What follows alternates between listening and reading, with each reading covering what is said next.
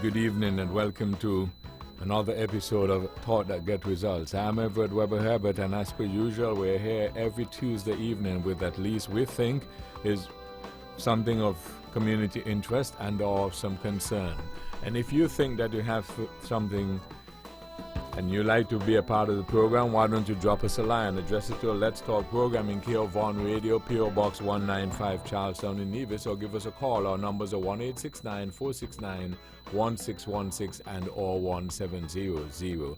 By the way, those will be the numbers you'll use to be a part of this evening's discussion. Again, thank you all very much for joining us. This is your voice in the community, Thought That Get Results. Our final episode for the year 2018 is now. We thank you very much for joining us for the past year and throughout the years. We appreciate the comments that you make and the input that you make as well. And as I said, a number of you have taken up our offer by coming on the program and expressing what you feel. Some of you call in and most of you listen. We appreciate it. Tonight, as I said, the final edition. Let's see what's happening. Dr. Patricia Bartlett, good evening. Good evening, Webbo. Good evening to my fellow panelists. Good evening to the entire listening and viewing audiences. With special mention of Ann Pam and Mr. Martin down in St. Thomas. I'm wishing you guys a very Merry Christmas and all the best for the new year. Conrad Nye Liebert, good evening. Good evening, Webo, and a pleasant good evening to your hard-working staff here at Vaughan Radio. To everyone in tune to the program, pleasant good evening to all my friends in the international circle, especially those in Canada. Welcome to this program. Webo, yes, it's the final program. I would like to say to all the listeners who tune in every Tuesday night, we appreciate your participation so much, and the commentary that I get. I enjoy listening to the people criticizing me and sometimes encouraging me on the street, so it's all a part of it. And once again, I would say thank you all. Webo, thank you again for having me tonight. The Honorable Spencer Brand, good evening. Good evening, Webo, and good evening to my colleagues around the table. I want to say a very special good evening to all those who are listening and viewing to us at this time. I want to, first of all, apologize for the absence of Mr. Hobson. He regrettably could not be here with us tonight. Webo, I want to say to all of those persons who are, feeling down tonight for one reason or the other, those persons who might be in our various hospitals, I hope that they would soon be up and about very shortly. This is the time of the year when family and friends are very near and dear, and I hope that they would be up and about close to their family. I want to say, Webber, to those families who are in mourning tonight, I certainly want to offer them my sincere condolences, and I hope that even though they are missing the loss of their loved one, I hope that they can remember that this is a time of Christmas, the birth of Christ, and that they can embrace the concept of the birth of Christ in their life and remember their loved one through that medium. And I hope that they can have, despite the sad time, wonderful reflections of their loved one. Webo, you indicated that this is the final edition for this year, and I want to use this medium to say how honored I have been to be here over the past year as one of these panelists. I believe that we would have been offered an opportunity to speak to the people of St. Kitts and Nevis and the world really, and I believe that what we do here from time to time on Tuesday night is a very important role that we play in informing and educating our communities, and I'm just so honored and privileged, Webo, to have been afforded that opportunity. Webo, I want to say a bit of congratulations, if you will bear with me for a little bit. I just came from this inaugural Ecclesiastical Affair Outstanding Community Service Award ceremony there at the Government House. Let me do this first, Mr. Brand. Let me get in Mr. Stanley. Edric W. Stanley, good evening. Good evening, Webber, and good evening to my fellow panelists. And I must say good evening to all the people in St. Kitts, and more particularly the people of Nevis, those who will be listening to us on the World Wide Web, and throughout the Caribbean Basin as usual. I must say, at this particular juncture, season's greetings to all. A Merry Christmas and a prosperous New Year. Christmas is, of course, the most important and enjoyable time that I know personally. Webo, and good evening to all of you. Okay, let me do this next. This is Thought That Get Results. We'll be back right after these. From the Caribbean's powerhouse. Merry Christmas from all of us to you. Merry Christmas. Vaughn.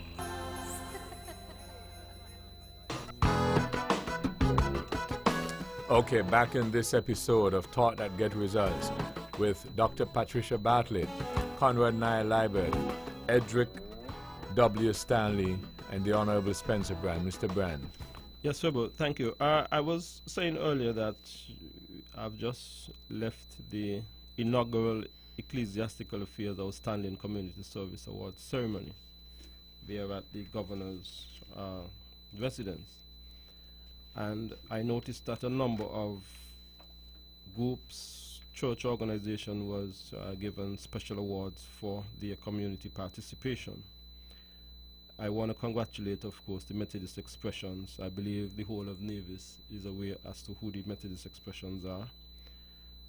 I note the Mothers Union at the St. Paul's Anglican Church, the Wesleyan Holiness Church in Charlestown, the Legacy International Congress, WBM, and the Crossroad Community Church. All of these entities were given what is the inaugural Ecclesiastical Affairs Outstanding Community Service Award. And I believe that it is right and fitting to congratulate them as they seek to continue to do their good work within our community. And I certainly want to say, I hope that they can continue the part that they are on to try and help mold and build our community in a way that we all would want to see it to be. Additionally, Webo, I want to also say that 1 year ago today, the people of Nevis would have participated in an election, and they would have returned the Concerned Citizen Movement Party as the government of the island of Nevis, with an increased majority as it regards to the number of seats in the Nevis Island administration. I want to use this medium, Webo, to say how humble I am and how thankful I am to the good people of St. Paul's who would have entrusted their trust in me last year, 1 year ago today. And I want to say to them how thankful I am for that opportunity. They can be rest assured that I would continue to do my utmost best to ensure that we do whatever we can and whatever I can as their representative to certainly make their lives much better than what it is. And I want to use this opportunity to wish one and all a very Merry Christmas and a bright and prosperous and healthy 2019 when it comes.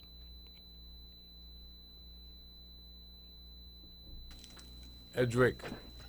Yes, Webo. I have a number of messages for you.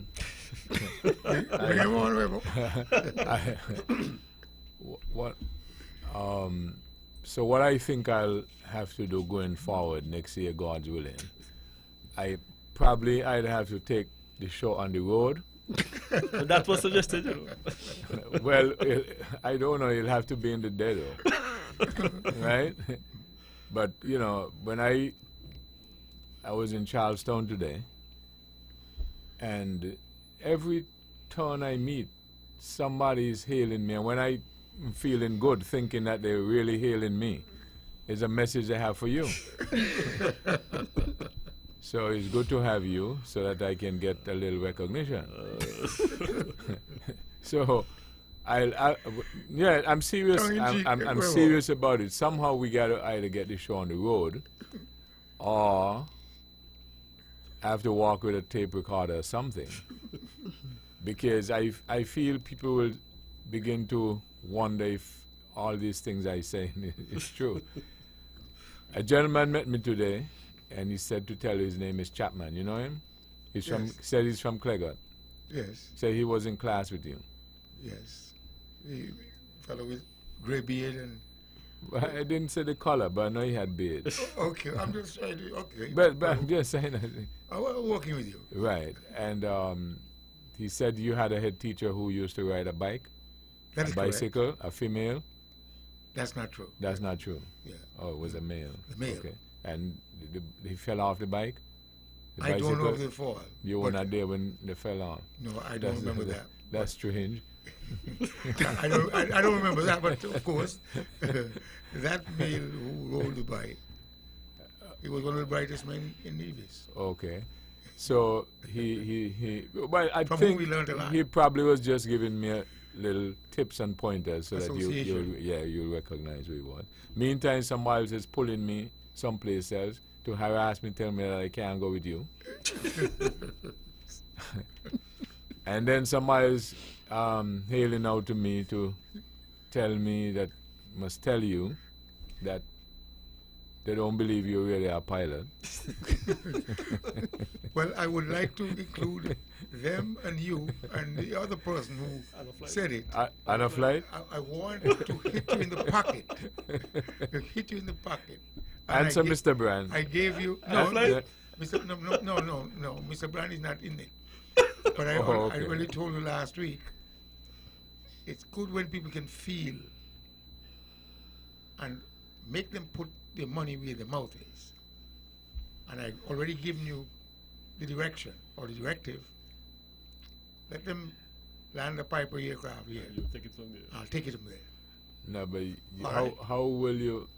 how will you do that? What I would do, if I'm in the bet, I'll bet you the money, and I'll have the aircraft landed, and have a police standing by. Because when you get in the aircraft, not- you can't get in without a license. That's not true. That's Webo. not. You can get in without a license. Listen, Webo. No, can you get in without a license? You know many things are done. No, I'm asking you. Can you get in that? What you call it? The Piper.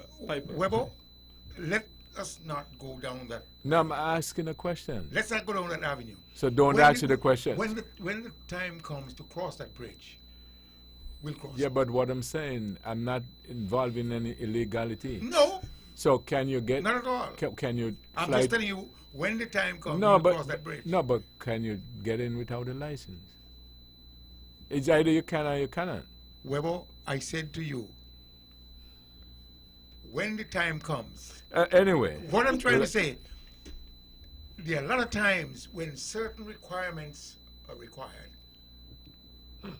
And obviously, depending on what it is, where it is, whom it is, things happen. The Department of State has the jurisdictional authority to allow anybody into the United States or prevent anybody from entering into the United so States. where you were asking them to land the plane in the United States? Or here? No. I'm just saying to So you. what are you telling me about I'm the saying United to States? you, it depends on Where to land the plane? the circumstances. So It when- depends on where to land the plane. when the time comes.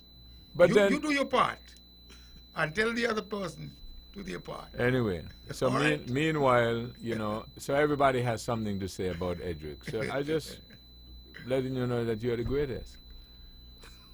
Well, I know when I begin to bowl or bat, I put runs on the board and I get a wicket. Anyway, so what's on tonight? I would just Well, Go ahead, Michael. I would like to say before we run out of time on something else, to wish everybody a wonderful Christmas and bright and prosperous New Year, and to tell them how much, well, I appreciate what they have done for us throughout the years, and to take this moment out for those of the persons who did not listen in the early morning, to let them know that we're having a party for the kids, which will be 30 times better than anything we've ever done before. And that is a little later this week. Monday, that's on Christmas Eve day, is the party. And we're catering for at least, for gifts, between 150 and 200 kids. Right?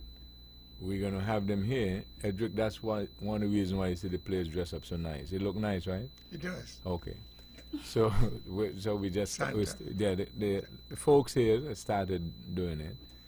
And so, if you want the kids to come to the party, you have to bring them because we don't have any babysitters.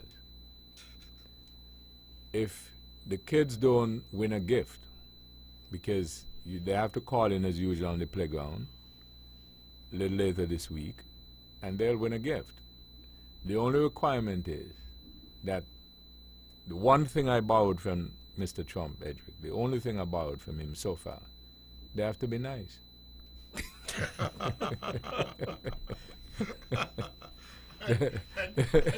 And you got the hand gesture. Really?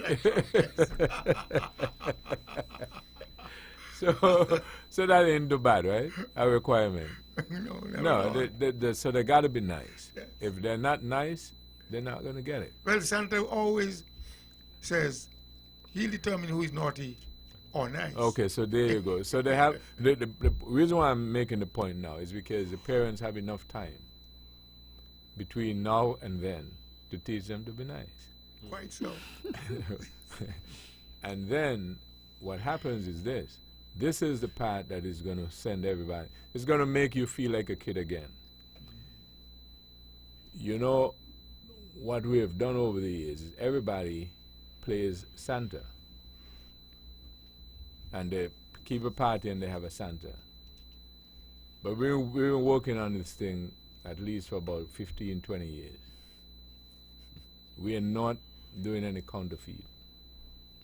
We're having the real thing. It's causing us, and the route has been hectic. He's almost here. All right. Well,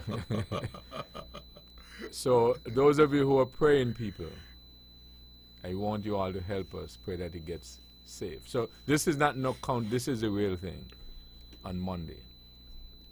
So when the kids come and they get their gift, that's why I said the requirement is they got to be nice. Because you know the real Santa, he doesn't make joke. If you are not nice, you're not getting it. you're naughty. This is what I'm saying. And bring your camera phones. So when the kids meet Santa, you take the picture. And then you have the picture. It'll be on YouTube as well, and Facebook and everything. And you can take that to the bank. You can examine it and see whether or not it's a counterfeit. How about that? And that's happening on Monday. So listen early in the morning, you get all the rest instructions. So we are going with the real thing. Okay? The real thing. But So it's the on kids- radio, and we are real. And like I said, we have to disseminate information that is truthful and Yes. uplifting, by which people will be guided. And thus, if you're going to do a Santa presentation for the kids, with the kids, then it should be genuine, real, nice. That's why we couldn't get it done before, because we didn't want to do like what everybody else did, you know. We wanted to, and the bookings, it was hard to get. So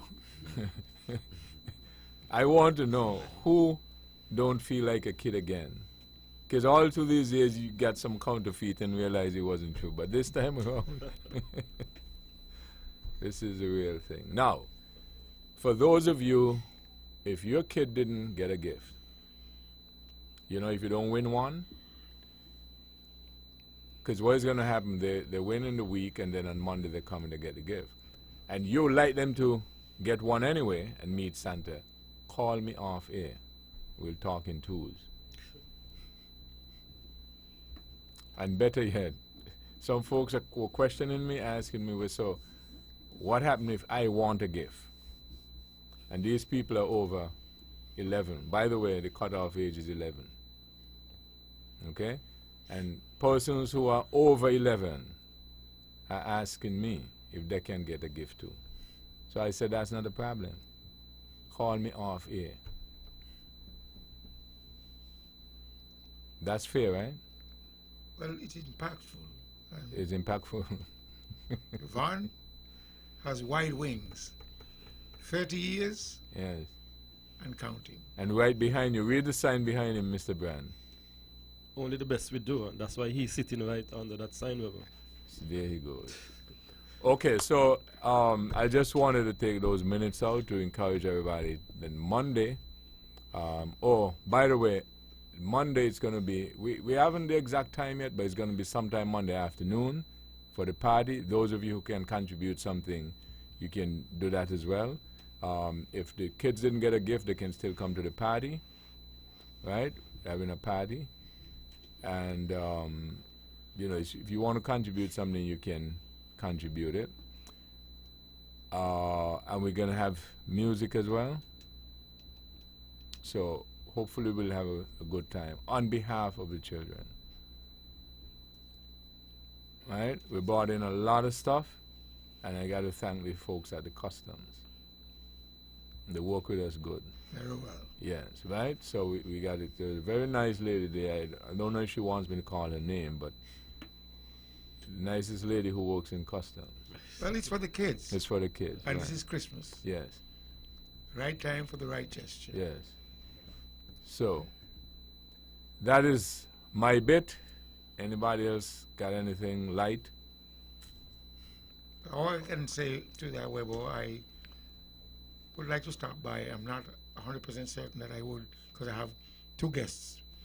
My son and his mother would be coming in, and they're coming in the afternoon. And they already told me, be there, and you know how I am. I would be late to my own funeral. So, but I'll try and stop by. Yeah, everybody can, you know, stop by, because it's always, that's how we are. The only people we don't welcome is those who don't come with a good intention. You know what I'm saying? We're not shy to say that those are not invited, because you know what I mean, right? We're not able with Fraudsters. yeah, we're not able with that. We're not that smart, you know, to outsmart them. Yeah, but, you know, But other than that, if you- traitors. You yes. know what are traitors? Well, I don't know about that word, but we got good intention. Please come, you know, look us up, see how the place is. You know what I'm saying? And as usual, when we're here and we're having a party, you can bring something and you rest it down, you know what I mean? And so on. A fellow promised he has a new big drum and he's going to come, but somebody else told me he's a bluff. So we will see what happens. But Nobody bluffs at Christmas. not in even, especially at Christmas. But anyway, we've got I put Mr. Jeffers, the Honorable Alexis Jeffers. I told him to get the entertainment, and he normally comes through. So he, you know, I'm sure that's going to be all right. Yeah. That's a very nice gesture, Webo. It's a very good thing when you can make the kids happy, especially not just for Christmas, really, but I think it's always a welcoming thing. You know, how often do we see them really happy? Sometimes you wonder what goes on in their minds, but you always feel much better when you see them smiling and running around being happy, other than otherwise. And I think when you work with the kids, you're really working with the future. And I think they all have this big expectation sometimes when it comes to Christmas. And Von Radio, you know, giving back like that, it's quite a great example. It's good when you have achieved that height, that level, that's relevance, that you find it necessary to do that. In fact, before we start talking about all this, I look around the studio and I say, Fan Radio is a real radio station. There's a lot of radio stations you go to and you don't feel this type of Ambience. Ambience. Proper word, thanks. I was almost wondering what I'm going to say. But it's beautiful here at Rebel. And it's quite a nice gesture having the kids come by. And I'm sure they're going to be saying something on air. Come on, I couldn't think of that when I was a kid, you know. So it's a real good thing. It's a real good thing. I wish we can have more of this in a general sense, where we make this great attempt to make people happy. I think that will make the place a better place. Put some more fun and laughter into people's mind. It's very important.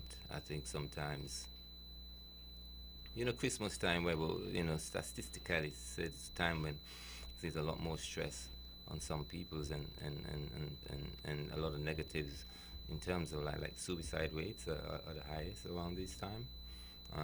I don't really know why, but as I say, once you can inject some fun into people's life, it's a positive. Yeah. It would be One of the things one of the things that I'm so pleased about. We've been doing this for years on the playground, really, but this we're just stepping it up 30 times better this year by doing the party and all that. But one of the things that I'm so pleased about with this party, the celebration that's coming up on Monday, I said, listen, we need some help to get this thing done. And I have a list here. This is the early list because it keeps going. And half of it, right, on the list are males, men. Right? Most of the things that are done around here, whether it is church or whatever, it's normally the ladies. Oh, I thought you were going to come back and make us there. No, they normally come to the fore, and they're coming big time here as well. But what I'm saying is, right, there are a couple of very powerful people, men. They have, so I have here Lee Foreman. This is a gentleman who is you know, sometimes he lives some of the time here and some of the time in the United States. And Meredith Hendrickson, right? No, Lee Foreman. Yes, and so Meredith Hendrickson. So I just go to these fellas. Well, some of them come to me, like Mr. Hendrickson. He's been doing this for a number of years. And I said on the early morning show, when he saw me on the street, he said, boy, Webber, come for the thing. And I never know zeros were so valuable. The amount of zeros he put on the check. You see what I'm saying? And for these times... I hope it's not behind the point. No, well, these zeros are... Yes. Okay? So, Mr. Hendrickson. Then I'll run into a fellow named Curtis Liebert of Beyond Homes, and he does construction as well. And from the time you would mention, well, I'm doing something for the kids, they take the checkbook and they write. Right? This other fellow was off island. The girls call him Sugar, I don't know why. But I call him Leon Lescott. And I still don't know why they call him that. But seems to like the name, so that's okay. So Mr. Lescott. So when I call him up, and I said, well, I'm calling you because we're doing the thing for the kids. He said, I'm off island, but you know, when I come, I'll bring the check. Right? Then I have here Mr. Willett down there at the bakery. Right? And then these are Mr. Hendrickson, Mr. Hewlett, Island Mullen. You know, I like his demeanor. So I go and I say, Mr. He said, why you me now last, monsieur? I said, well, you see me now. So what's happening? I said, you have the pen and the checkbook there? He said, what? I said, doing something for the kids. Oh, tell the lady must bring the checkbook. And he writes a check. That's Hewlett, yeah. Yeah. That's a very generous So guy. I just want people to know that some of the times in the society is the vocal minority, but you got a lot of Silent. good people. The silent Silent majority sometimes you don't hear them because they're silent, but it's a majority. But sometimes you don't feel, but they're there. We just want them to come to the fore a little more. But they're there.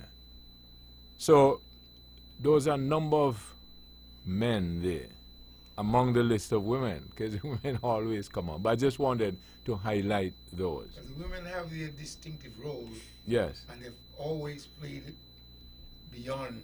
Mhm. Beyond. Mm-hmm. Men have their role also, and in this particular regard, you touch on the right men. The kids, the kids would be elated Yeah. because there are men in the community who know what the community has done for them, and they feel that there's an obligation to fulfill their true role in this regard. Because I remember They'll step up to the plate. Mr. Hendrickson, I never asked him, because he heard the playground and so. You mean Sabadullah? Yeah. Let people know who it is, man. Well, so help me. Man with the big guitar. Yes. The yes. man with the big With the guitar. big, yes. Meredith. Yeah, Meredith Hendrickson. Okay? And so initially, he just touched base with me because we go way back. From since the station started, I've been working with him and Mrs. Hendrickson, And he said, when he gave me the first check, he said, I do this thing because, boy, I remember when I was small, to get a little present.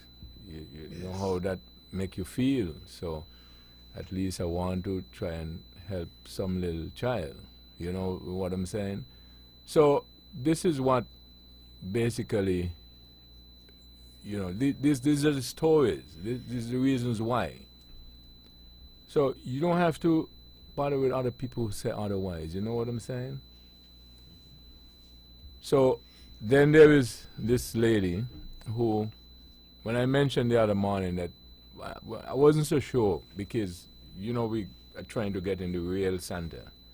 So I said, well, if you can offer a prayer so that we can really get it coming true. And the lady messaged me and said, don't worry, it will work out. And as I said, based on tracking where he is, he's almost here.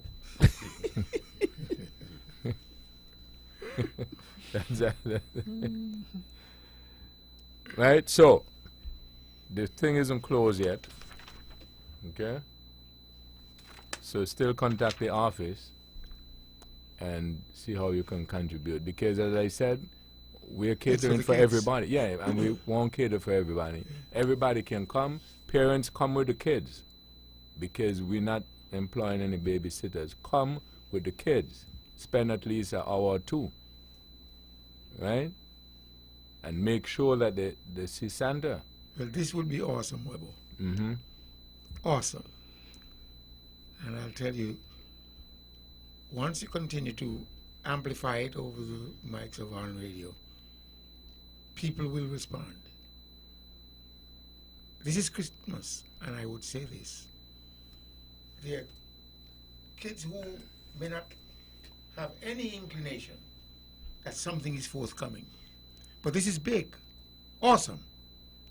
And in that regard, keep saying, because you got another 7 days. And one is on the year, 7 days per week. So you got another 7 days to keep propelling it. And I think you'll get bigger response. It's for the kids. Yeah, and I want the grown-ups to come too. We want everybody to come. You know what I'm saying? Because that's what we like.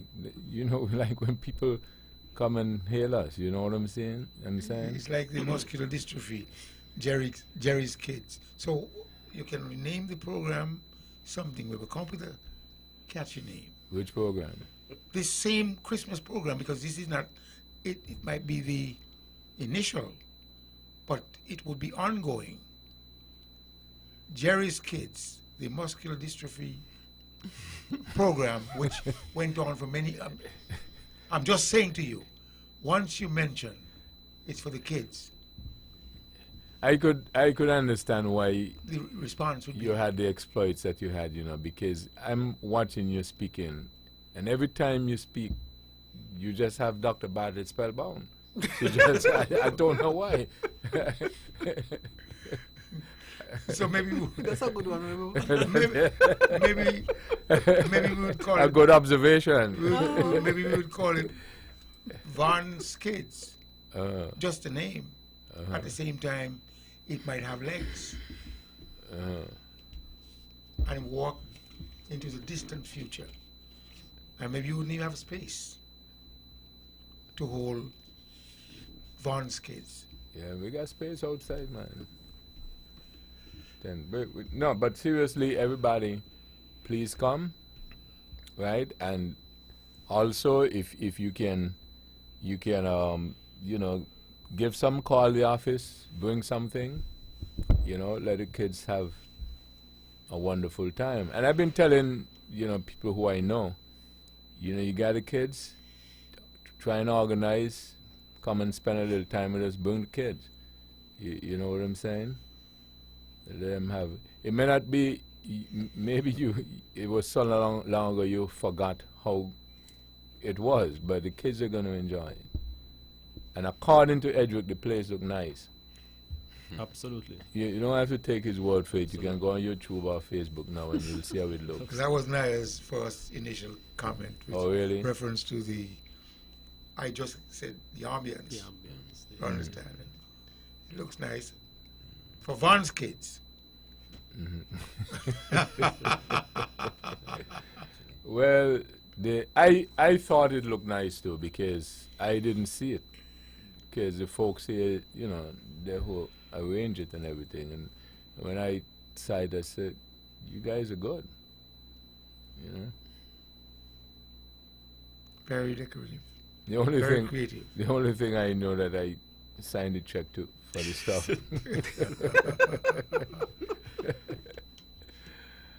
Okay, Brian, you wanted to say something? Yeah, well, I think that the initiative of having this party for the kids is certainly a good one.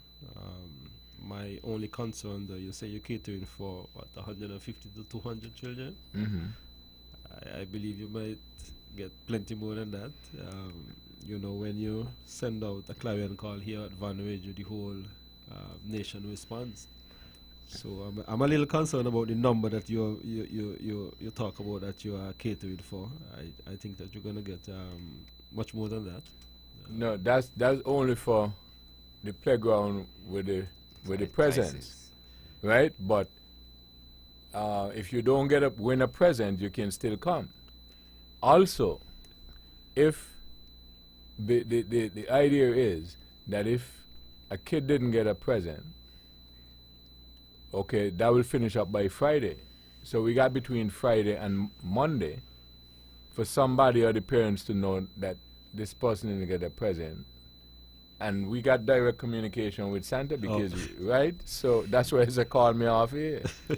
So we grown-ups can get anything done. Oh, okay. You know what I'm saying? We never do anything here alone, I know that. Every campaign we did it together. That's why it always worked. I am fully aware of that, and that is why I said the numbers that you were touting, I had a suspicion that you may very well be getting a lot more than that. But like I said, it's a very good gesture, Webber, and I think that wherever we can engage our children in these kind of activities, I believe that it puts a kind of spirit in their hearts. They come into Van Radio, the powerhouse of the Eastern Caribbean.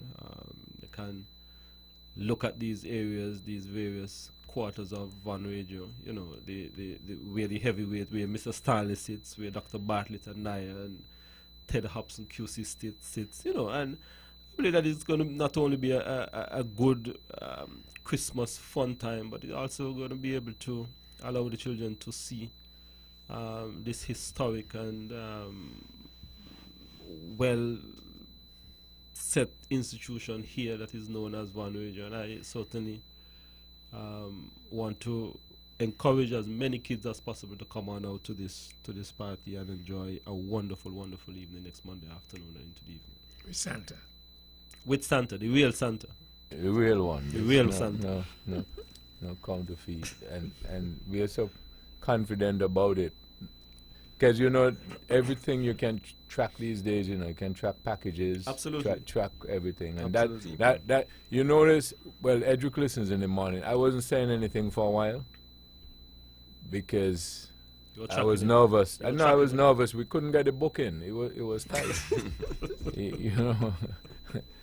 And then when we got a green light, I said, okay, here we go. So that's why I said keep praying, because, you know, we still, anything can happen. Amen. Anything can, but I think we'll make it. So, okay, again, if you all can help, you still be able to help. You know, you can call the office and tell them how you'll help.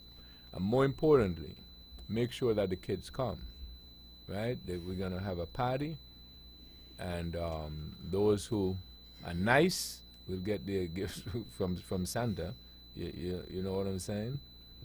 So, as I said, see what you can do to help, because we don't do anything by ourselves, because we know it won't work. Once we do it together, it will work. Okay.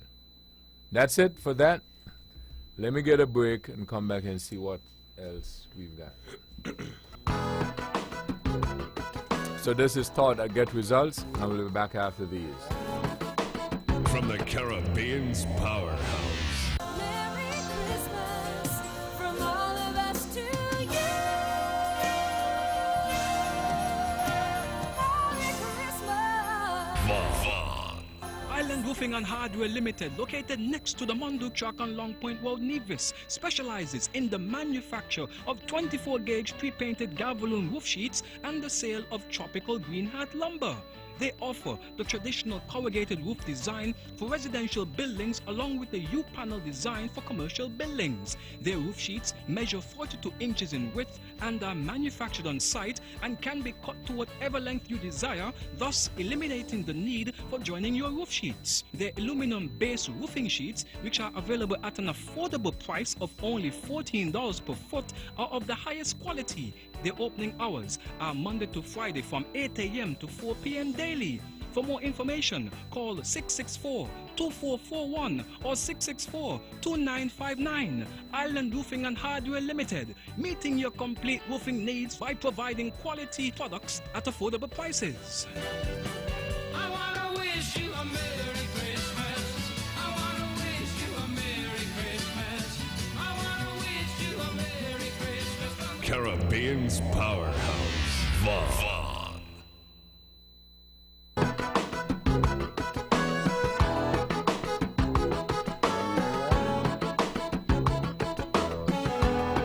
Back on this episode, final episode for 2018. Merry Christmas and a Happy New Year from all of us here at the Eastern Caribbean Spa House. What else we got? Well, What I, no, I a lot of talk. That is what we have. I was listening to the debate today in the house, and then I think there was a motion of no confidence that is quite interesting. You know, I'm trying to find out if that would be heard anytime soon. And so I don't know if anyone out there would have any information on that. It would be interesting. What is your view? Should it be heard anytime soon? Well, my view really that it shouldn't be heard anytime soon, but I'm accepted. No, because for me, I like things that, you know, have good outcomes, or, you know, an outcome that makes sense. We're asking for a motion of no confidence. It's not likely that it would, you know, prevail, you know, and for me it would just be a waste of time, you know. Maybe I'm too cynical a person, but I think the way I see it, you know, it may not be the way it really is, but the way I see it, I just figure that somebody want to cuss somebody with, you know, diplomatic immunity. It's about that. So how I see it, you know, it's just nonsense kind of thing for me, really. But I don't want to say too much on it. It's Christmas. I don't want to dampen anybody's spirit. You know, it's Christmas. But the reality is, it's just showboating. Well, it's politics playing out itself in front of people. I suppose maybe not this year, but next year, ASAP, as it should be done. You should have preference. That's what I've learned. So why not give it preference? You cannot really have a perfect forecast, or you just got to go to the exercise. I suppose that's what we expect in a democratic country. That's what we did expect of the former Prime Minister when there was that bill before the House, and we know what took place. So I would say do the right thing, even though it just may not work, really. But it's just a gesture, and it's one that reminds us that there is an opposition, and of course it's important that they establish their relevance and continue to be important to their followers.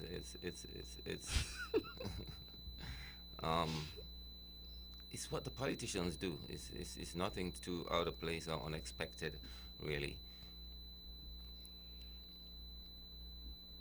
Yeah, but it should make sense, don't I? I mean, on the one hand, I mean, this is the same individual who, was sitting at the time when the motion of no confidence that had a high chance, high probability that he would have, succeeded then, and didn't bring it and suppressed it and did all to frustrate, the wishes of the people at the time. And for now to be coming in this kind of pious way is like, I need to be heard right away, You've already set precedents. You want to be heard right away. What? You already set precedents. This kind of nonsense, kind of nuisance kind of thing to bring Christmas time. Provoking the speaker, maybe, seeing what the speaker is made of. But the speaker must do the right thing as well. I guess we got to set off on the right path and do what is expected of when you sit in such positions. Yeah, but we must be serious about the business, though. We must be serious about the business. But I don't really see anything to say that it's not serious. What is serious about that? You have no chance in... Okay, let me see. Let me take this. Let me see. Good evening. Good evening. Thank you for holding. Yes, good evening to you, Dr. Weber, and your panel. Good evening. Yes, I want to wish you guys a Merry Christmas and a prosperous New Year when it comes. Weber, I think overheard this evening while traveling from one point of the Narrows to the other, while we were waiting for the budget to continue. I think I overheard that Senator Perkins speak about the motion of no confidence, and I think the 1 o'clock tomorrow they're going to start. I think they're going to have a start debate on it. So I didn't clear up here everything because of when they came back on, it seemed like they was already on live before the radio started to broadcast it. So I left to hear in the morning. I guess most likely by 6 o'clock you might hear it on the news. So okay. Just a little update on that, to what I heard this evening. Thank you. Okay, thank you. Well, it's Christmas. The guy is being very generous.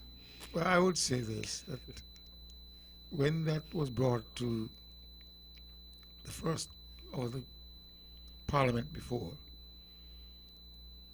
I think it was so rancorous within the parliament that it would have been a snowball in hell. It would not have passed.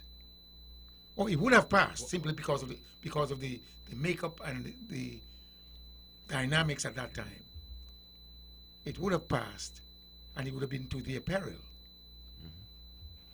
But this time, you've got unity within unity. What is the percentile level? What is the threshold for it to reach, for it to be successful? Unity not going to vote against itself. and they got the numbers. And therefore, it would not stand a chance of succeeding. But it might be used politically in the next campaign, and for them to get it into the parliament now, then for them it would make sense. Campaigning on the issue. I'm talking about the opposition in parliament. When they would be campaigning next for the next election, they probably could say, well, we have brought a motion of no confidence against the... A failed motion of no confidence? Well, to be honest, they, of course, can put their own spin on it. But when I heard of it... What spin could be that? You're going to bring it and you're going to fail, and you're going to go into people and say, oh, we brought it and it failed? Look, it's kind of contrast with the way you had handled it initially, because initially when the motion of no confidence was brought up, you did not let it see the light of day. And now you're going to bring it. It is just so ridiculous. Well, you meaning who, Dr. Badley? Meaning the one who is bringing it now. Well, yeah, but but technically though, it is not him. It was not the Prime Minister who made such a decision. Technically, according to how it works, it was the Speaker of the Assembly who made that decision. Technically. And but we know who controls. Well, you have it to. Did not see the light of day. Right. Simply because they recognized that had it seen the light of day, it would have passed. Their lights would have been out, yes. Exactly. And it is quite the reverse now, because it is in Team Unity's best interest to bring it on. To dispose of it. And show that it came, it was dealt with, and it didn't stand a chance, consequently. Well, let me ask you this. What would you do, or what would you recommend? And Naya, maybe you can take a first crack of it, because you suggested, they should follow the procedure and give it a hearing. What if this strategy, ultimate strategy, is to present one every, let's say, 3 months? I mean, you mentioned Naya. Yeah, let him take the first crack of it. Just well, the Speaker controls the House, and it would be, I suppose, to his discretion. But at the same time, you can make yourself look like fools to do that every 3 months. You're a political party with a great history. So you may try it, maybe to test the turf there, and maybe see if there's any deflectors from the Unity camp. But every 3 months would be quite out of the question, really. Right, but it will reflect quite negatively on the proposals. But the specific question, though, is this: what should the Speaker do if the tactics or the strategy is, let's bring one every 3 months? Hear them all. Yeah, but in other places, a Speaker, generally, if there's a motion that is not likely to succeed, they don't even bring it to a vote. It's just around here, people just want to get a platform. And that's what it is, a cheap platform. And to be able to cuss other people with impunity. So they will be able to get up and say this about the Prime Minister and that, and then, you don't have to back up anything. And then you step out and, things that they wouldn't go outside on the step to say. They're going to now take the opportunity to say it now. And I'm like, I don't know. Couldn't they say it without you already set precedence. For me, I would have just not entertained it for Christmas. I was like, wait until New Year. And, because we have enough clowns running around for Christmas. I don't know we need any more. Campaign issue. I don't see any gain. I don't see the gain. Well, it is, in my mind, up to the Speaker to decide, actually, when this motion of no confidence will be heard. But by rules and regulation, it is the Speaker, and it was the last Speaker as well. Right. Yeah. So the rules also indicate that it should be dealt with as expeditiously, as quickly as possible. So the Speaker can decide, well, expeditiously can be 1 week or 6 months. Or 18 months. Precisely. That is, in my mind, a matter for him. I believe, Weber, that the circumstances are totally different. Opposite. Totally different. The former Prime Minister is a very astute politician. He's not a fool, and I don't think that anyone can think that he take these matters. He's a tactician. He's a very experienced politician, and I think, Weber, you ask a very interesting question. What if he decides to bring one every 3 months? One of the issues that I believe is facing probably the opposition is that they would have been, in my mind, trying to say certain things, but it appears to me that nothing seemed to be taking traction. This, in my mind, Weber, is a political move, right? It is a tactical political move. What is the gain, though, Well, as you see it? some person may not see any gain. It's all about politics. It's all about trying to find something that is going to take traction. It is, like I said, up to the speaker. I believe that even the former prime minister is fully aware that this motion of no confidence is not going to be successful.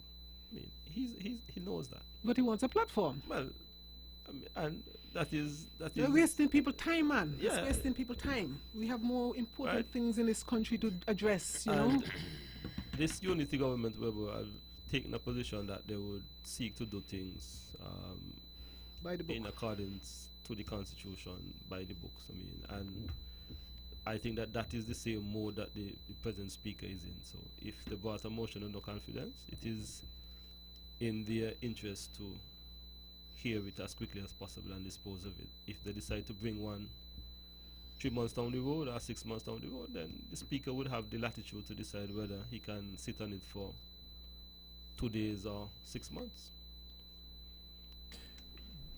Just maybe by way of a light moment, while you indicate, and I agree, that a person may not be a fool, you agree that everybody plays the fool sometimes. Absolutely, Weber. So a man does not have to be a fool to play the fool, right, Edward? Quite so. But like I said, from the time I've heard it, I said it is a tactical, political move for the next or the upcoming elections, whenever it's going to be. So, well, and can you address Dr. Bartley's question then? Her question was, what's the gain from that standpoint? There is no gain for them because it would not be successful. So why would But you... At the same time, it would give them something to say. A platform for mudslinging. However, No, but They want, I would like for them to prove me wrong and come with something substantive in that debate, It's and a not double- just come and cuss. it's a double-edged sword too, Weber, because their tactical move may also backfire on them. So It's already giving me a bad feeling about the You whole see what I thing. mean? You know, So- I'm just turned off. I'm like, what is the point here? You know? So that is the other side of it, Weber.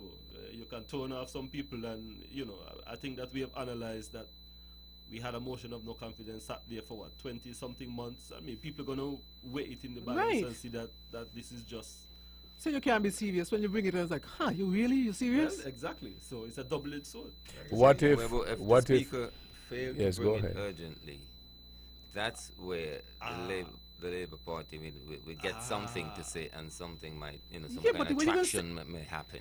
But if you have a mote in your eye and I have one in my eye, and you pointed out that, I mean, what is the gain? The net gain is what? That both of us, have mote in the eye? That is it? The current speaker is not a fool, and therefore he would entertain bring them. Exactly. He's gonna because entertain it, yeah. This stands as good a chance as a snowball in hell. That motion of no confidence against the team unity government doesn't stand a chance of gaining any traction.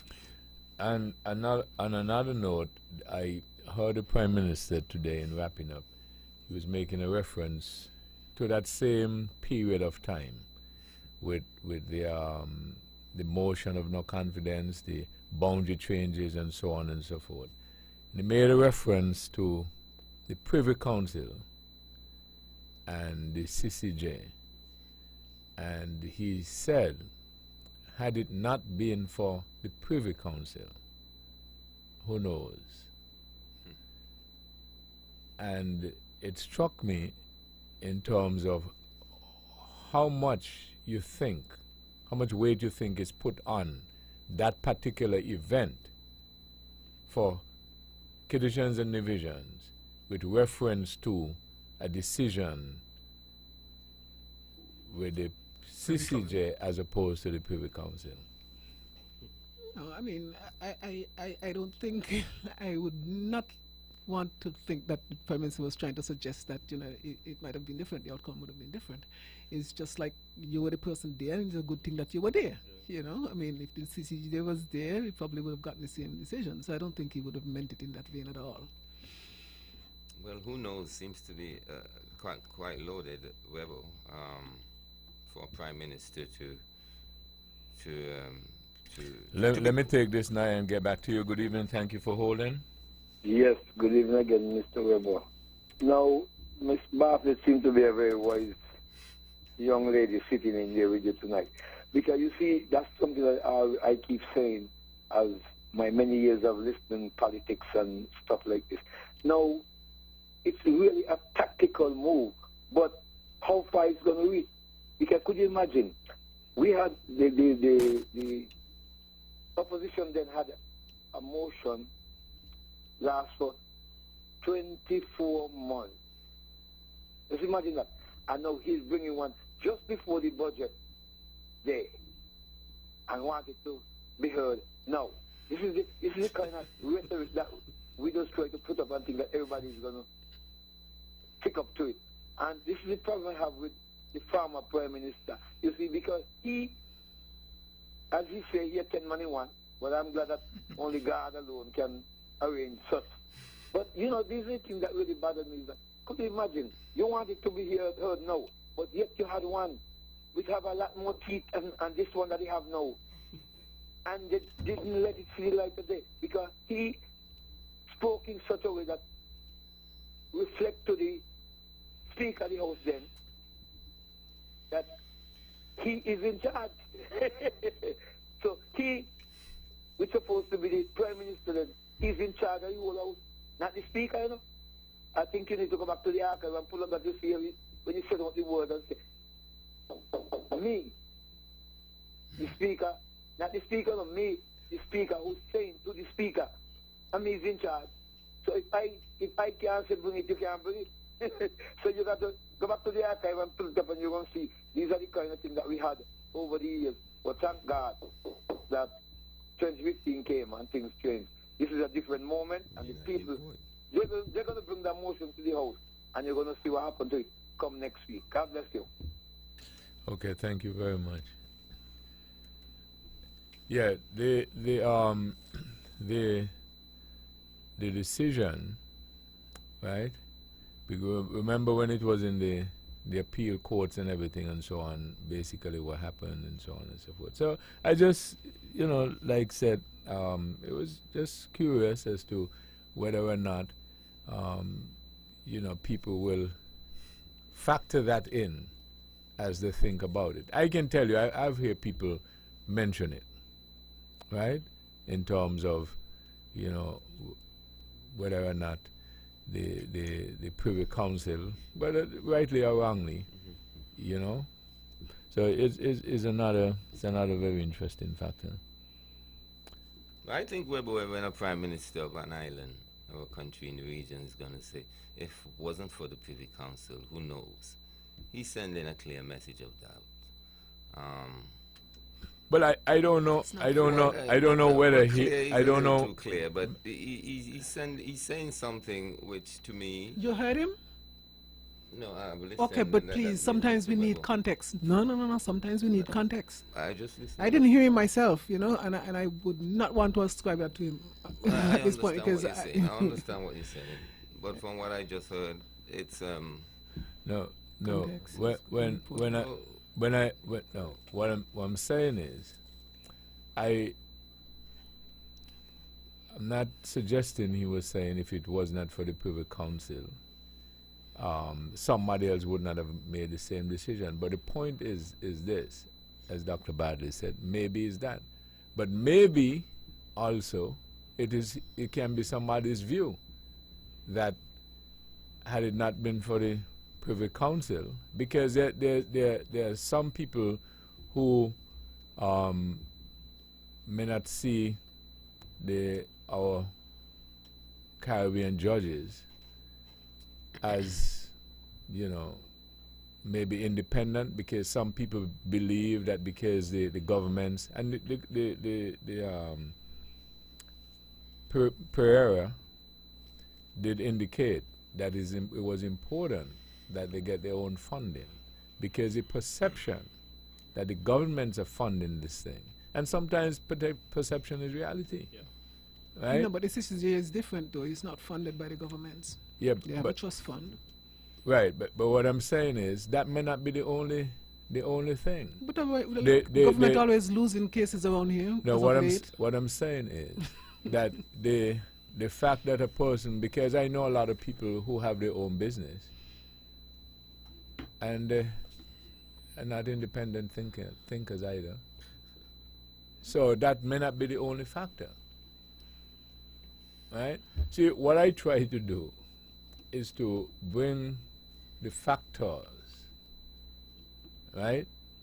And that's what happens in the debate. You bring the factors, and then we see in terms of what weight they put, and then you make a conclusion. Fair enough, Robert, but it's just that because you're associating, it's almost as if you're making an association with what he said and what other people could be thinking, and if people are not listening carefully enough, it might, give people the impression that, he might have been trying to suggest something. But he may have been. He may not have been. But so that is what I'm saying. It's not fair. It's not fair to him. But I didn't make a conclusion. No, you did not. I did not make a conclusion. No, you did not. I just said, he said that, and I also asked the question whether or not people, independent of what the Prime Minister might have said, people from their own assessment. Yes.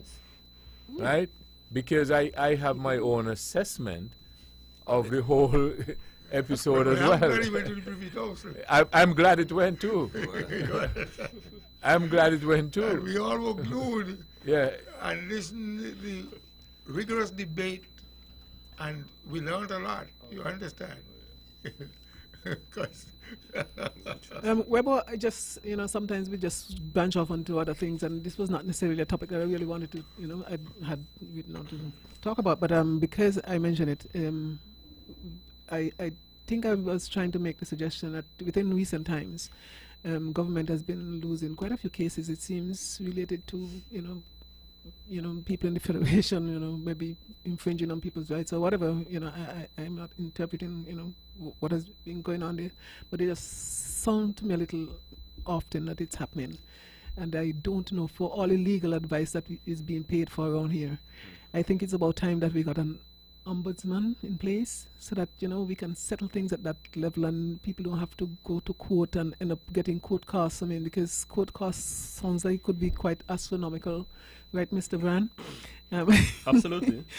And I'm hoping, because all this legal advice, you hear legal advisor working for some kind of money. I'm like, really, in decent amount of monies, and then the kind of legal advice we get in, and we still have to be paying people. I'm like, why don't we get somebody who could give us some moral advice? Because you're always a point of legal advisor, but we don't have anyone who gives moral advice. And so sometimes some things that seem to be wrong, and I don't understand the law, and I don't pretend to understand the law, because some things, natural law, goes counter to natural law, Sometimes some things really irritate me, some kind of decisions that are here based on what the law says, that is not logical. But anyway, we have to live with it. But what I want to highly suggest is that we get an ombudsman in place that would look about the interests of people, and let us keep out of the courthouse, and get some moral advice injected in some of the decisions that are made around here, because just everything that is done on a legal basis at the end of the day is not necessarily fair to the people in the community. Or perhaps the quotation that I gave might have been this morning, or to perhaps maybe be considered and debated, And I think it basically suggested that maybe what we should start doing is that when it comes to lawyers, they should get paid, whether on the basis whether or not they won or lost the case. And that suggestion, the person who's suggesting it is saying that it will be interesting to see how much litigation we will have thereafter.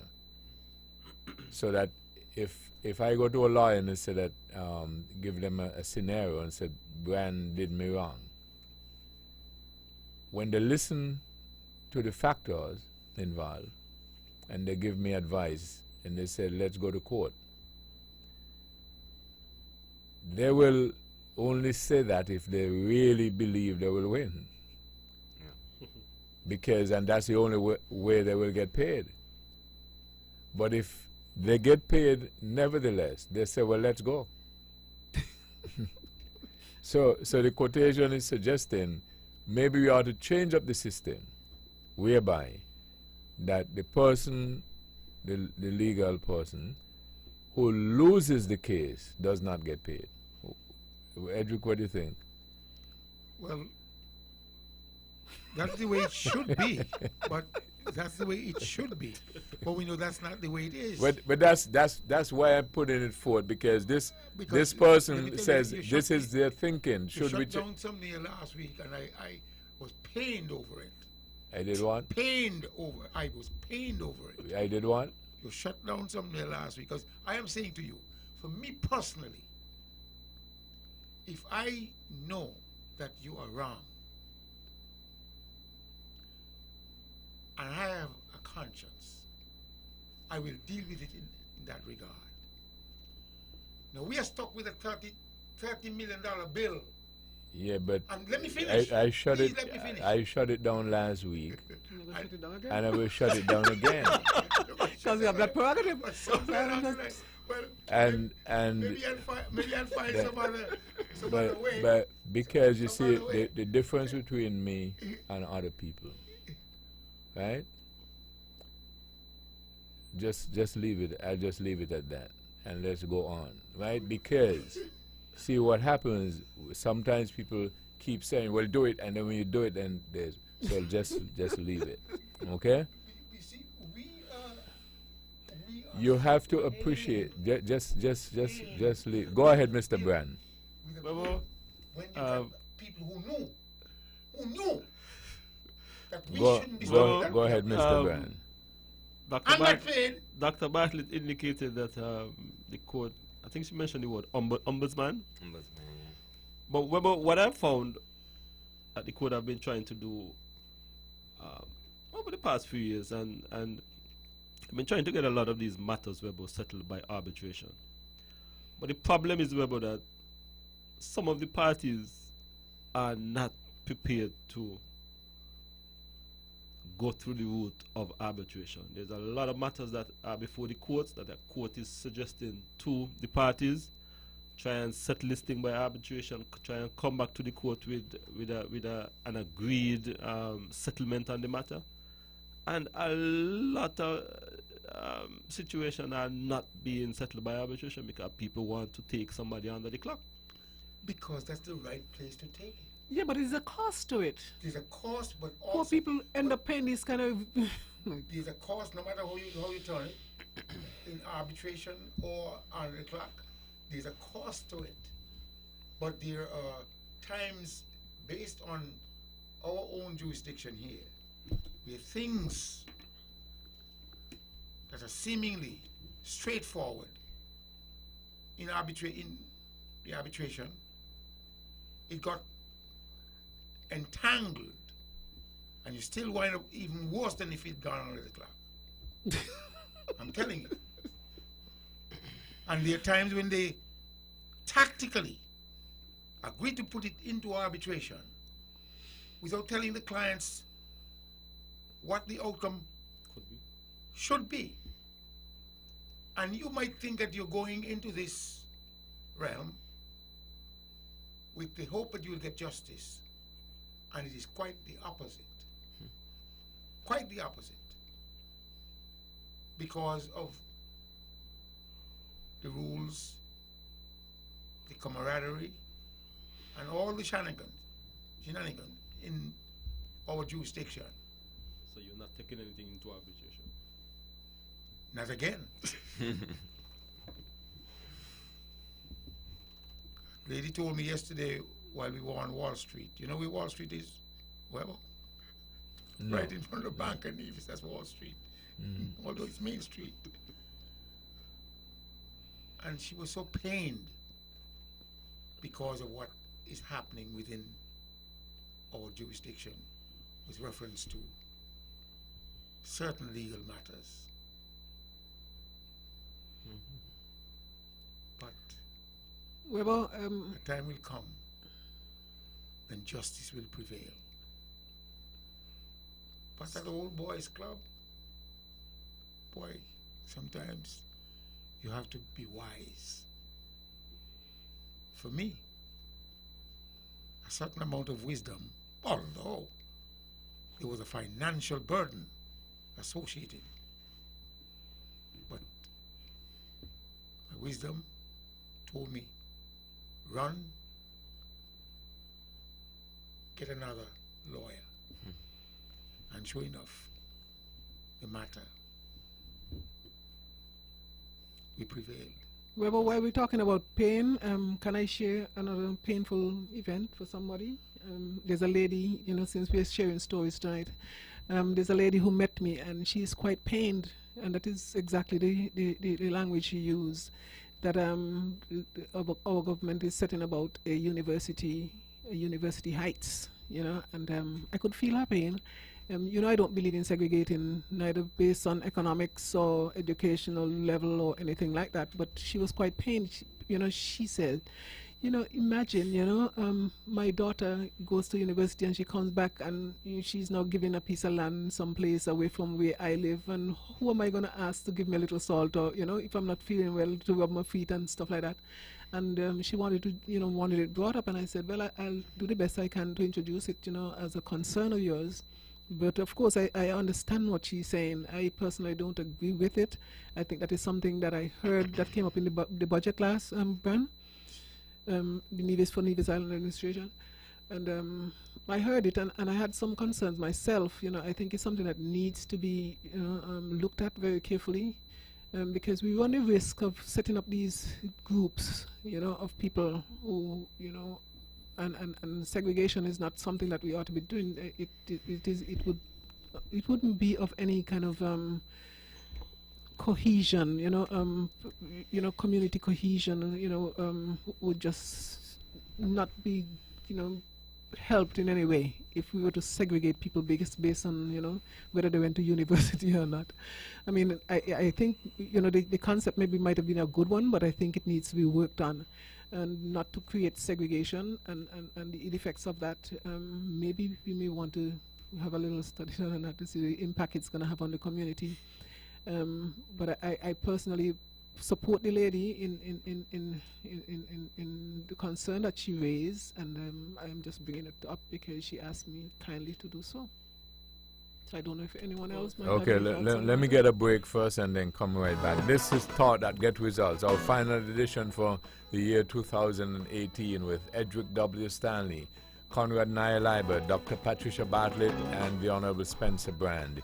Your phone calls on 1-869-469-1616 and 1700. We'll be back after these. Christmas radio, Christmas radio. It's a radio Christmas. This is the powerhouse of the Eastern Caribbean, Vaughn Radio. Okay, I think it was Mr. Brand. No, the concept in itself will be bad. Yes, I hear Dr. Bartlett, and I certainly want to apologize for the lady's pain. I don't believe that any initiative or any policy of any government, it doesn't necessarily have to be the government that I'm a part of, would deliberately set out to cause its citizen pain. It just so happened that perhaps this lady have a particular opinion on the matter, and you know, it is causing. I certainly want to apologize for that. But Weber, this initiative is a new housing development that the Minister of Housing is initiating. The concept of it is trying to see how we can assist university graduates with one, in the first instance, at a reduced price on the land, and also to try and see how they can assist them with being able to construct their own homes. It's a twofold initiative in that we are trying to see how we can attract our people to come back home and live and work. I think that all of us would recognize that there are a lot of our people who attend some of the top universities throughout the world and don't return home to Nevis. I mean, I hear Dr. Barty that it should be something that we should rethink, and it's something that, for what it is, I think that is something that we can look at again. But the initiative is to try and see if we can really attract more of our people to return home, to stay home. We also recognize that at times perhaps the expenditure with regards to acquiring a university education is, we understand that it's getting more and more expensive. So it is a mechanism to try and see if we can really attract more of our people to return home and work on the island to with the kind of university experience and training that they would have had to try and build the country. If it's a flawed policy, we can have that debate. If it's something that is going to situate that we attract our people back home, we can have that discussion. Yeah, but I to be quite, with all due respect, I don't know that people are coming back home just because land is a little cheaper. I don't know that is the motivation. But the point is, you're coming back anyway. For me, I like to empower. I like the concept of empowering people where they're at. There's nothing wrong with having a nice house in Brown Hill. I don't have to go up on the hill to have a nice house. You go to the village. They have houses. And the thing is, though, a lot of us as Nevisians, we were blessed in that a lot of us had family lands, and usually it's adjacent to where the family, right now would be residing, Why not? And I'm not saying the policy is a bad policy, I'm not saying that outright. I don't think it's a good policy, really, to be quite frank with you. I think which is the is merits... a bad policy or is not a good policy? Which is it? I think it's not a good policy. Well, okay, I hear you. I like I said, I want to reserve the word bad because I don't think it's all bad, but I don't think it is necessarily good, just because I am the kind of person who I believe in cohesion. I believe in family units with, being together. I don't like the idea that we're scattered all over the place, I like unity, and I don't know how that would promote unity. And I'm saying it's not a bad concept in itself, in that you're trying to lure people home, if you think that is, it would be a lure. But try to empower them where they're at. Give me a piece of, most of us have family land. Let me build on the family land. Extend that part, that part of the policy to me. But do not create a height over there, and it's just university people up there. That is class segregation or based on education. Dr. Barnes, I would like to the say Housing Corporation also do construction on people private land. Right, so encourage that. Well, promote that. That is something that is... Knocks off $50,000, $100,000 off of the price of the property right away. People who've been to all these good university and out there working, they could afford to buy land, and even more expensive than the average individual in Nevis. To me, it's an upside down thing. I don't understand it at all. One, are segregating people. Why are you trying to build a class of educated people, of course, from the 20% to the up and such height? It's a gated community, no? We don't have gated communities in Nevis. But it looks like it's in theory a gated community. I don't even understand the policy and what you guys really trying to achieve with that. You know, I think you guys should supposed to be help people who are less fortunate, not people who are fortunate to get higher education and go university, and you sell them land for a lot less expensive than the individuals here who are less fortunate. I don't understand it at all. I truly don't understand it. Look, this class distinction you guys promoting is going to lead to a lot of inequality dishing out in many areas and aspects of life. You know, it's a beautiful time of year where everybody's getting double pay and so forth. And it breaks my heart, you know, to see that the people who usually come on town and sell the little skinnips here and there are prevented from doing so. I mean, they probably don't even get a salary, put by double. I mean, the people who sit down around this table who own 15 to 30,000 a month and now double salary and quadruple salary, so much money, and make these policies that if you have some skinnips or a little thing, you can't go on Charlestown and sell them. To me, you guys breed in a society of inequality. It's not going to get better. You know, people got to think, you know, because yes, you guys want to have a clean Charlestown. For who? While poor people want to make some money from selling their little products here and there. Mixing up apples and oranges. Yes, a lot of mixing up for real. I think you digress a little bit from the essential. I've gone across there because what I'm trying to say focusing on inequalities. Yes, you know, it's you guys building a society where there is not much equilibrium and possibilities in terms of equality. It's going forward. It's not going to get no better. This idea of university heights. I don't like it. It can't work. No, it can't work. And I don't want you to think I'm beating up you guys, but it might be an unintended consequence, but we have to sometimes factor in these unintended consequences. Because for me, the central thing for me is that it is driving people further apart. And that is just not what we need in this small community. Let me ask live amongst the people. Let me ask a question. Yes. What is the thinking of the panel, who would like to answer, of course, of the policy that they have in the OECS and CARICOM, where the people initially who are given free movement are those who are university graduates, etc., etc., etc. What is your thinking on that? Well, for me, it was something phased. You know, and as it is now, everybody could move.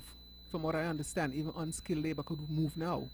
But it was something phased. And, you know, the thing is, if you had done it the reverse, you know, we could have been flooded with people who we didn't really have much work for anyway, you know. And I think, you know, Antigua would have had the issues by they had, you know, they asked, you know, for the exemption for the 5 years and went again, you know, asked for an extension on that.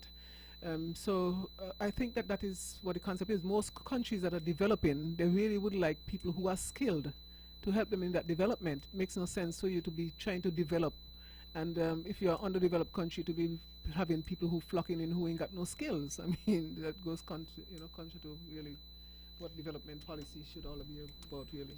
So, in defense. So in a sense, you don't see a problem with that. No, they did. Okay. No, I don't see a problem with anybody controlled else? immigration, because that is controlled immigration.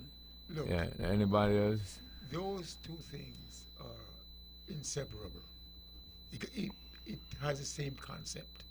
But I will tell you, if you go back from the beginning of time, the existence of man, there's always been segregation. Cain and Abel, Cain and Abel. Moses. What are you talking about, Cain and Abel? What's Moses was sold into slavery by his brothers. What does that do What with- I'm trying to say is that a Joseph. person, I mean Joseph. Let, What I'm Edric, just let what me I'm take this. yes. I'll come back to you. Good evening. Thank you for holding. Good evening. Thank you for holding. Okay, go ahead, Edric. What I'm saying, that people, I mean, Joseph was sold into slavery by his brothers. What people are people, and people will make decisions. And if the person who comes back from university and government gives them an opportunity to own a piece of land elsewhere, it doesn't mean that emotionally and financially they will just abandon their place of origin to live in another place. It is also likely that they would. But at the same time, people have a mind of their own, and ultimately they will make decisions as to where they want to live. Okay, let me get it now. Good evening. Thank you for holding. Good evening. You're on the air. Good evening. You're on the air. Okay, we can hardly hear you. Maybe you want to hang up and try again. Go ahead, Edric. There are some of us who lived abroad and we came back. And I came right back into my village. At the same time, there are some people who came back and lived someplace else. But this has been happening for centuries, not only in Nevis or St. Kitts, but elsewhere. You have that choice to choose where you want to live. And if you don't want to live in the area where you are from originally and live someplace else, these are decisions that you would have to make, and you have to separate the emotion. But that's from not the point, though. The thing is, if a person wants to live at home with his parents or on the same land, again, when you look at it from an economic point of view. Okay, Edric, let me try again. Good evening. Thank you for holding. Good evening. Thank you for holding. Good evening. You're on the air. Okay, we're not getting through with that. Edric, go ahead. Sorry. People attempt to build on their parents' land, and the banks are now finding it difficult to retrieve their monies, simply because it costs the same amount of money to build a house in Brownhill, Church Ground, as it does in Spring Hill or Jones Estate for the building itself. Economically, because of the location, the person who in fact built in Jones Estate or Spring Hill, the property is valued higher. The banks would have shelled out the same amount of money to build that same house in Brownhill or Church Ground. And some people, when they do fall through, the bank can never retrieve the money from it. This is not about the bank, Stanley. It's an emotional thing. We're talking about the policy as it relates to setting up people who would have gone away to study at university level when they're coming back. Instead of making sure that they're integrated back into the society, they're going to make a positive impact. We're segregating. That is what the policy does. Offering them land. So And I don't know if Mr. Parry would have spoken about it in thing, or if I don't know if he, you know, I'm hoping that he would have. We have been Did he? in a segregated Because I mood didn't hear the response. I didn't Stanley, we from Stanley, the government not supposed to be in the business of segregating. Look, Policy is not you supposed live to. where you want, That's buy why land we have where you crime want. and cannot control it. When We you said need these lands are positive for influences in all the university in all the communities. and they cost 1/3 of what land's supposed to cost. Come on, I mean, I don't understand. It's a policy that needs to they be bring you back into the community. looked at again. A doctor who lives in Jones Estate, Spring Hill, as the case might be. Where does he work? It has no. He works at the Alexandra Hospital. So what? What's the point? A lawyer who, What's the point? I'm saying to you, it is emotional based on your argument, No. rather than no, a Stanley. decision No, made Stanley. by a person. Good, as to where they want to live. good evening. Thank you for holding. So not working. Not hearing. Caller, we can hear you in a whisper, and that wouldn't work. I don't know what the problem is, but let's try and see if you can speak a little louder and see if that will work. Caller, could you go ahead? Okay, obviously you know, there's a difficulty with that. Caller, we're very sorry about it. We cannot hear you. Maybe you should try and change the telephone or something. Yes, Edric. go I'm ahead. just saying to you, no matter how you dice it, people are going to be segregated. But Naya, let's see if you can address that point that Edric just made. Edric, his argument is this: that a doctor goes away and he studies. He comes out of a community, let's say, of Bath. Yes. He comes back and he lives, let's say, in Jones Estate Yes. or Mount Lily, right? But he serves the whole island. Yes. What's wrong with that? Nothing is wrong with that. Okay, so then you're arguing that he should have come back and stay in Bath, where he I'm not comes from. arguing He's that. been I'm arguing that segregated. government set up an area. No, I'm asking you, what's wrong with Edric's viewpoint? Nothing is wrong, but it's besides the point we're on about. Nothing is wrong. You go and you study, you can come back and live anywhere. Wherever You you buy want, land yeah. anywhere. But when we is going to decide to have an area for them to go, and the land is inexpensive comparing to what the land is sold for, it seems to me that there's a prejudice towards these people. So let me You ask know? you this. And they got to be careful with all these educated people Well- coming back to Nevis. I'm not sure if they want that. The policy was never intended to create any segregated communities in Nevis. That was never the intention of the policy. But in effect, The policy, the intention of the policy was to try and encourage as much of our people to return home as possible to serve the country. Right, and that is good. That was the aim of the Yes. policy, right? And I support that, The but it's intention there unintended was consequences. never to create a segregated community in Nevis. yeah, but the consequence But that is the would unintended be, consequence. The That is what's consequence going to would be, happen. you know,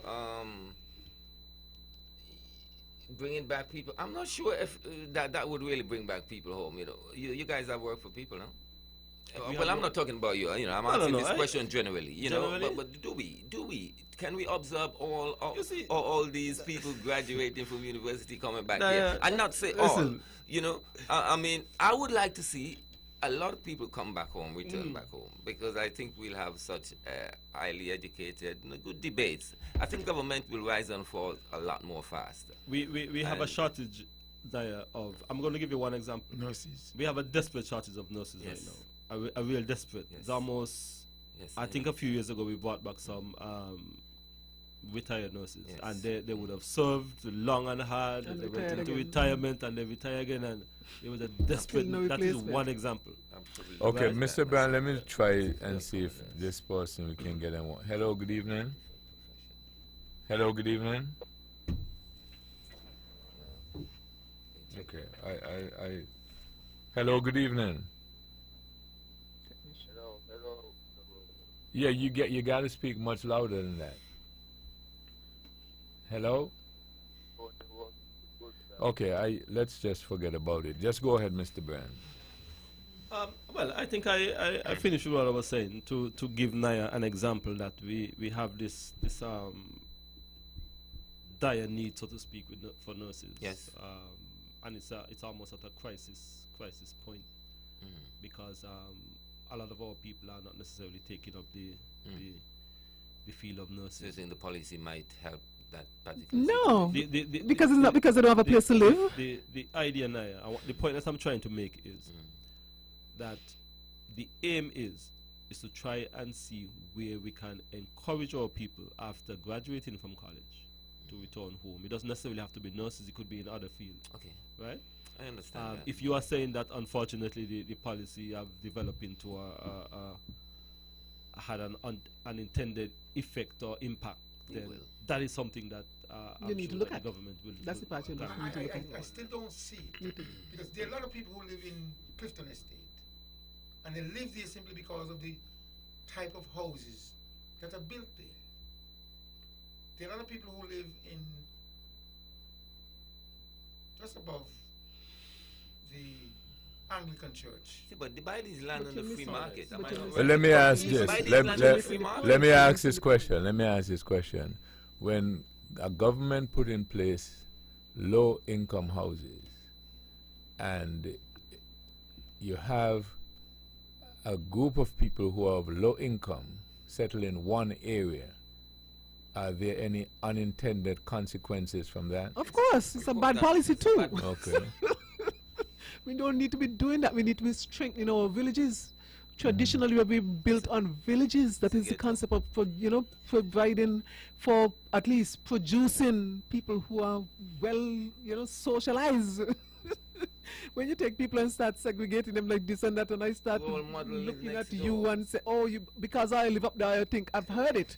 People who move out of the village and live in the and people in the village say, oh, them people who live down there, them people who live over, and start looking at. People always say that. No, people would not always say that. People never used to say that. It used to be, well, okay, you live down, you live down. No, it's about, The no. graduates must live. The people have.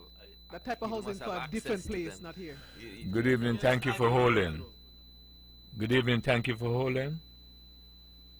Yes, go ahead. I'm saying to you that when you look at our times, we lived a certain way at a certain time in our existence. And as time progresses, we change our habits and we Based on what? Based on what model? Because we are modeling some other community that it has not even worked for. Because in America they have the same kind of thing and it doesn't work there. And we want to adopt the same thing and call that progress. That's not progress. People. That's not progress. And because people are people, people will begin to think a certain way, operate a certain way, and eventually you will call it segregation. Now, no, but if, government if policy all ought black not to. people live there, if all black people live there, you would still call it segregation.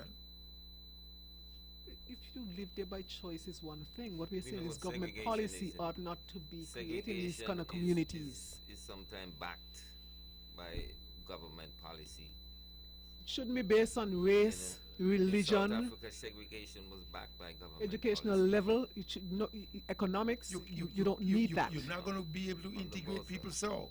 But the point is we were integrated. Is the policies that have been making us at least have these staff. But let me ask this question. We're running out of time, but let me ask this. How important it is for other people, especially when they have strong views and so on, to bring them forth as well and make an input that way? How important is that to help build the same society that they want to shape? It's very important for Very important. That's why I say we're bringing back all these educated people here is good, because we'll have a more robust debate on matters. I think you would hope government would be.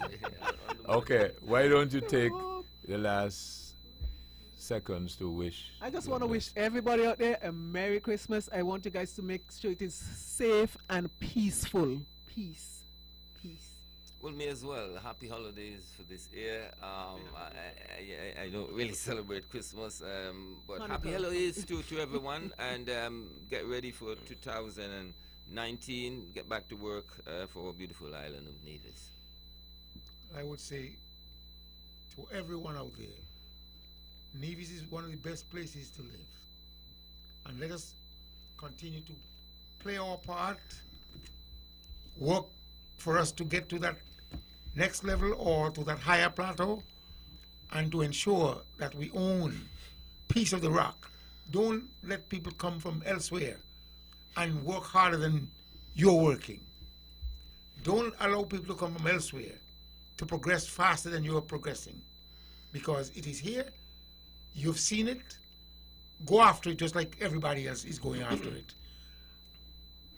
Again, season's greetings, a Merry Christmas, and a prosperous and healthy New Year to all. Webo, I want to say a Merry Christmas to you and the hard-working staff here at Von Radio. And I want to say once again how thankful I am for the opportunity for the past year too. I've been invited here time and time again to be a part of this panel. I am indeed grateful for that opportunity. I want to wish the entire Nivision and Kittitian public, and especially the good people of St. Paul's who are living here and overseas a very Merry Christmas and a bright and prosperous and healthy 2019, full of all that they wish for. St. Paul's Nevis. St. Paul's Nevis, of course. And I just want to wish everyone, Webo, a joyous Christmas, and I hope that they can look to the new year with some great expectation. The Honorable Spencer Brand, Edric W. Stanley, Conrad Nair Libet, Dr. Patricia Bartlett, and special greetings from Ted, who is not here tonight. To all of you, thank you for listening. Thank you for watching the program for the year. We will let you know when we will start in 2019. We wish all of you all the very best, a bright and prosperous new year as well. Thank you all. Have a wonderful evening. This program repeats tomorrow at 10 o'clock following the VON News Minute. Join the Honorable Mark Brantley tomorrow evening at 8 o'clock for On The Mat. Thank you all again. Have a good evening. The views and opinions expressed